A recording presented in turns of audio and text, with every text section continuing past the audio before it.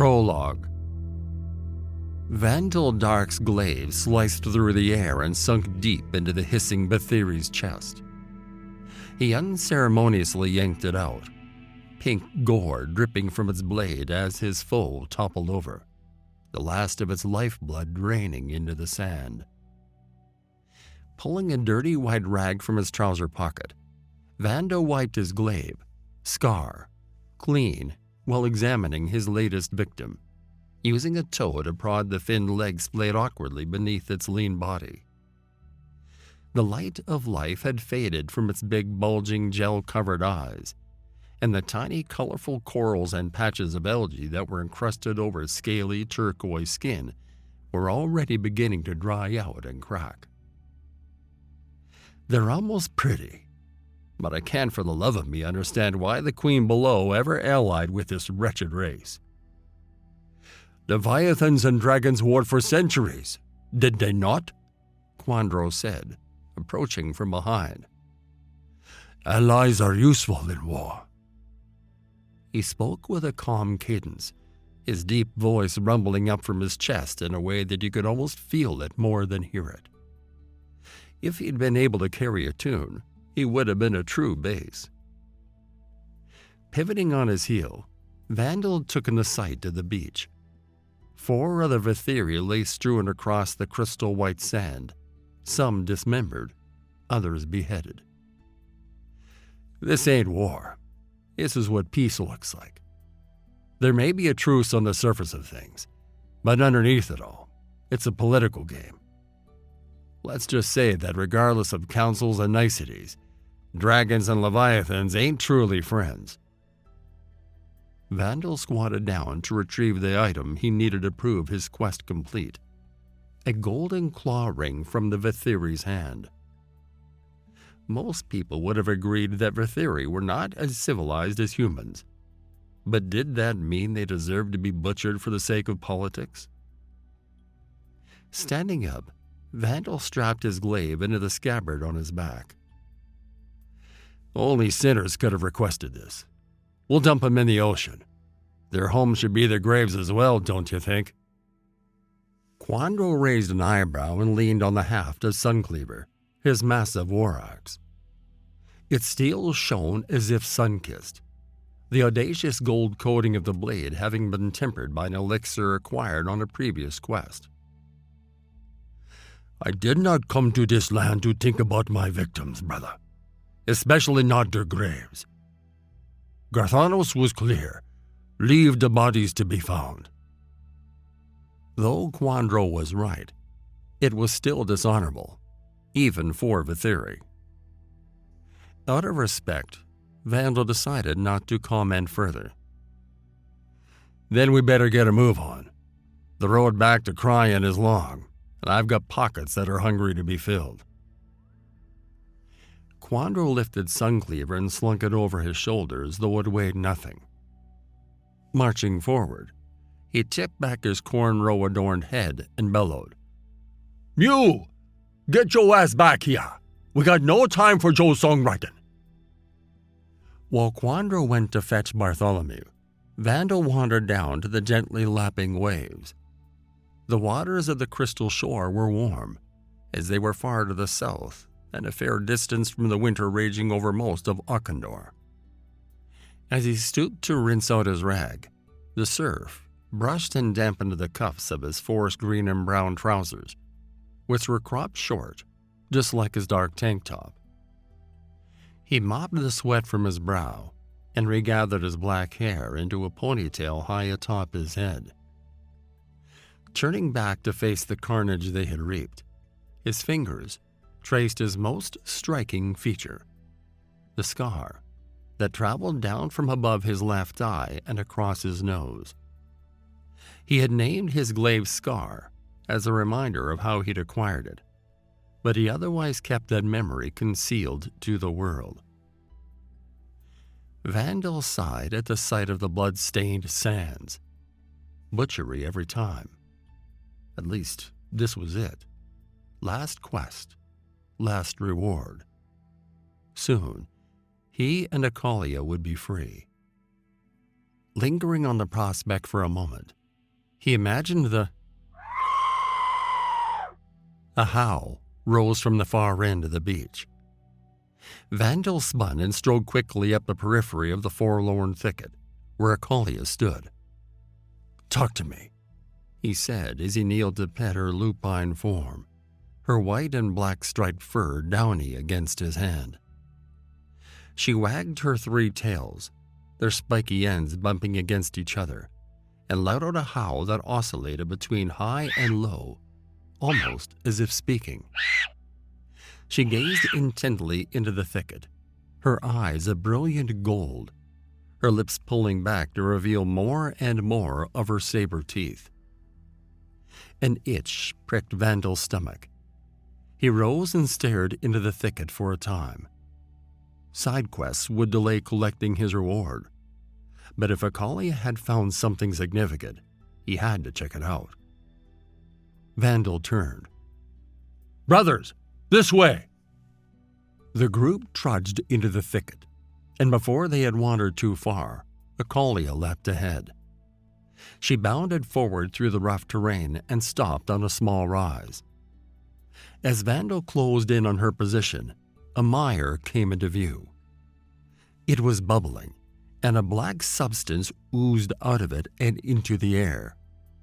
Here and there, the black ooze faded into particles, then into nothing, before reappearing somewhere else. At times, it swirled and formed shapes that resembled a creature. Vandal could have sworn that the particles sang to him, called to him, delivering a whisper of despair. "What is it?" Vandal said. Bartholomew stepped up beside Vandal, holding his trusty crossbow at the ready and humming a low tune. One of his eyelids hung halfway down his eyeball, and he was, as always, dressed in motley. The combination made Vandal think of him as a jester whenever he hummed, but there was curiosity in his look too. "There's this old weird song that talks about something like this, I think. But I mean, it's ancient. Ancient. This can't be what this is." Vandal glanced at the particles, then eyed Bartholomew again. "What? The bards sing about this?" Bartholomew shook his head. "Not anymore. They've got injustice, booze, and love to sing about now. Myths are out of fashion." Well, whatever this was, it had been fashionable enough that Acalia cared to bring it to Vandal's attention. It had to have some significance. "What was the song called?" Bartholomew was silent for a moment. I don't remember, but I remember something that it said." He squinted. "To not look at it for too long, and that it's an omen." Vandal squinted as well, studying the black mire and its hypnotizing swirl of particles. "An omen of what?" Acalia whimpered and howled, grabbing Vandal's attention. She narrowed her eyes in concentration and nosed in the direction of Quandro, who had started moving toward the black mire. "Not good," he sighed. What would the prospects of Vandal's future look like without Acalia by his side? Vandal took a step. "Quandro, that's not for swimming. What's the matter with you?" Unresponsive to Vandal's call, Quandro moved further along, his beloved war axe left behind. I see now. The cataclysm. It is beautiful, so beautiful. I've seen my fair share of beauty, and this, my black-skinned brother, is so far off the mark that even my lazy eye can see it," Bartholomew said, cracking his neck to the side. "Fool's about to take a mire bath." Grasping Scar from his back, Vandal trod into the mire, avoiding direct eye contact with the particles. He moved ahead of Quandro and seized him. His mouth was agape, his eyes wide with awe. "Quandro, snap out of it!" his command had no effect, and the pair were quickly sinking into the swampy mud. Vandal tried again, but achieved nothing. "Thought he loved my voice. Bartholomew, how about an idea from your crackpot head?" "My crackpot head? I'll have you know that the Syndicate loves my head. Akalia interrupted with a series of barks and howls. Hastily, Bartholomew waded in to stand next to Vandal in the mire, desperately waving a hand in front of Quandro's distant gaze. "What's your bitch Kavax moaning about now?" Vandal glared daggers at Bartholomew. "She says to sever the link. And why did you jump in too? Now we're all stuck." "The link? The bard's never sang about that. Spit in my anus. How the devil mother did we do that?" Clearly, no longer able to lift his feet freely, Bartholomew tore at his clothes in a panic, pulling apart some of the loose seams. No one was losing their minds on Vandal's watch, even humming crackpots. He raised Scar and slashed left and right. Each time Scar's edge cut through the particles, a wail of anguish looped through the air. "I think that shit's working. She may have gotten us into this mess, but your bitch isn't all wrong. Keep hitting them," Bartholomew encouraged. "You need to respect her, or this shit's gonna end with my glaive up your ass." Vandal swung Scar quicker and harder, grunting with the effort. The mire kept gliding up and over his waist, rooting him further in place, constricting his legs more and more with each heartbeat. Suddenly, the wail of anguish faded away. "Pull my ass and twist it sideways. Where am I?" Quandro said, blinking multiple times. "Why must you always stare at things?" Bartholomew tugged at his flaxen curls. "We're drowning in mud thanks to you and your—" Vandal punched Bartholomew in his arm. "You waiting for the Archons to pull us out of this mire or what?" Bartholomew went silent, staring at Vandal with a lost expression. "Attach your rope to a bolt, for crying out loud. Rope to a bolt. Rope, bolt." Bartholomew shook his head. "Right." Pulling a bolt from the quiver on his arm, he locked it in place and adjusted the firing mechanism to connect a coil of thin, sturdy rope on its side. Then he took aim and let fly. The bolt struck deep into the trunk of a tree and held fast.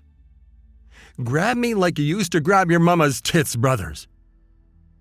Quandro hugged Bartholomew's waist, while Vandal, taking Mew up on his request, clasped his pec tightly, pinching his nipple. Handling a lever on his crossbow, Bartholomew cried out in surprise. The black ooze slowly slithered down Vandal's hips as the rope began reeling them in. The suction of the mire pulled them down, stretching the rope taut, and the tree began to creak. Bartholomew's cry of pain evolved into profanities as the bolt loosened bit by bit. Finally, the constriction around Vandal's legs weakened, and the crossbow's power prevailed just before the bolt dislodged completely. Once they had crawled to a safe distance, Bartholomew started rubbing his nipple, aggravation warping his face. "What were you like as a child?" Vandal jumped on top of Bartholomew and pinned his hands down. "Same as ever. A killer. This, whatever it is, doesn't bode well. So you better get your act together, or you'll soon find yourself penniless and humming old weird songs in the streets. I should cast you out for even thinking Akalia is a liability, but I won't spurn the Syndicate. Remember that." Taking one last concerned glance toward the swirling black ooze, the dark trio turned their sights toward Cryon. 1. Alano stared into the distance, his lips trembling in the freezing air. The north wind howled through the world, carrying a whisper of despair in the blinding snowfall.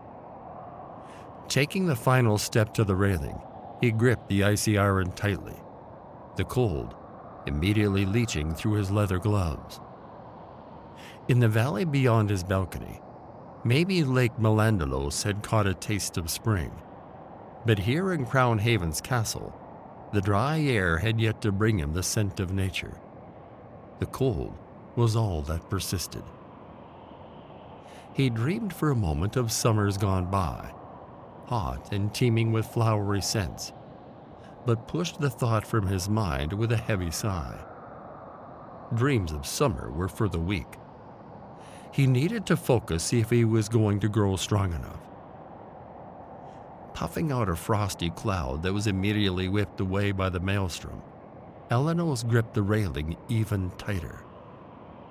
His concentration was quickly broken, however, as a hailstone the size of a small cannonball suddenly smashed into the castle wall behind him. Its impact resounded with a thump as chunks of ice scattered across the balcony, leaving strange black particles in their wake. A second black hailstone fell, missing his head by a hair's breadth. Before Elenos could react, a shower of hailstones buried itself into the pile of snow next to him, their black particles spreading like fungal mycelia. The omen of black hail. This isn't good. Cold fear surged through his veins as the danger grew more and more apparent. But he would not give up so easily. He could endure. He had to endure. Gritting his teeth, he peered up at the sky. Imposing gray clouds that were shot through with strange black streaks loomed above him. His heart sank along with his hopes. He would never prove himself strong enough if he surrendered so soon. Even if his blood had not yet flamed, surrender did not befit a dragon in his 16th year. His draconic ritual was coming, and he needed to be ready. But numbness was rapidly spreading throughout his body, and it would do no good to have his head split open by a hailstone or be hypnotized by its particles. It could not be helped. With a sigh of frustration, Elenos let go of the railing. Instantly, the buffeting winds made him lose balance. To save himself from toppling over, he seized the frozen railing once more, when, thwack! A pebble-sized hailstone struck his hand. He couldn't stifle the pained yelp as his grip faltered, and he was glad no one had been there to witness it.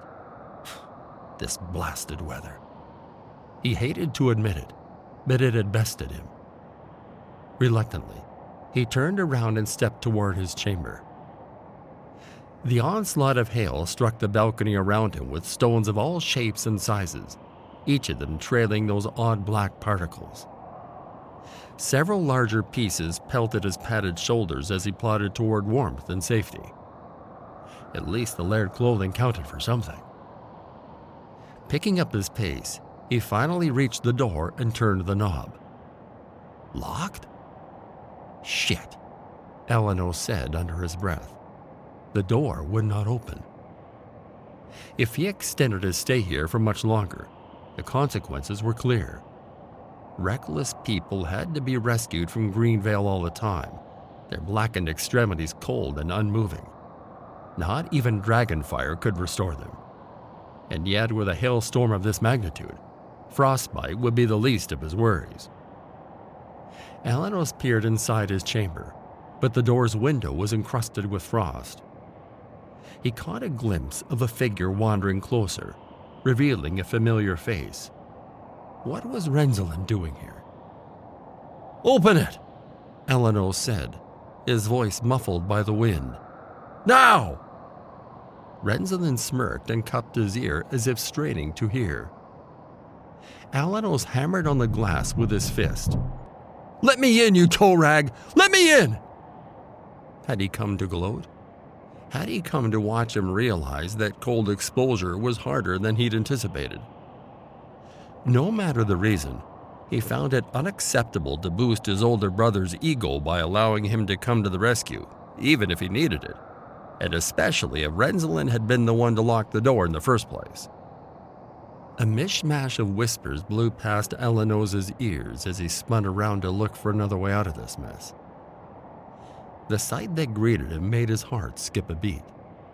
An ephemeral black shape floated at the edge of his balcony. He couldn't avert his eyes.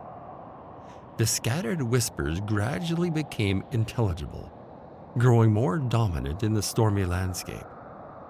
Embrace cataclysm. The whisper compelled Alanos to walk. As he stepped forward, each of his steps slow and precise, a burgeoning warmth replaced the cold in his body. His surroundings drifted out of his attention, and his awareness faded into a pocket where time moved slower.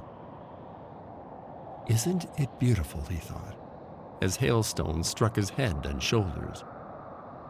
The ancient tale of when black hail had fallen, a legend that dragons and leviathans shared, tugged at his memory. But the ephemeral black shape was unfamiliar, and the story fell to pieces in his mind as the whispers intensified. Embrace cataclysm. He kneeled by a fissure in the newly cracked surface of the balcony and angled his head down, just as the whispering had instructed. Black filaments dispersed from the fissure in fractal formations that appeared too perfect to be incidental. Alanos reached down into it and retrieved the hailstone that lay within. It was much bigger than a pebble, but still easily fit in his hand. Cavities covered its surface, which bore a sheen as though it were varnished. Alanos examined it thoroughly. After an unmeasurable span of time, smoke began to rise from the hailstone. A hot sting scorched the center of Alanos' palm straight through his glove, snapping him out of his hypnotic state. Instantly, the cold returned with force, and the whispering stopped. Alanos jerked his hand back, and the hailstone fell into the snow. Scrambling to his feet, Alanos shook out his hand, bringing it closer to his eyes. His glove seemed undamaged, which offered a hint of solace. But he was disturbed by how he'd been compelled by that floating black shape. How long had he been dazed? If the lack of sensation in his arms and legs gave any indication, he was well on his way to frostbite. He couldn't stick around. Alanos lifted his eyes cautiously, but there was no sign of the black shape anywhere, and there was still only one way to warmth and safety: through the door.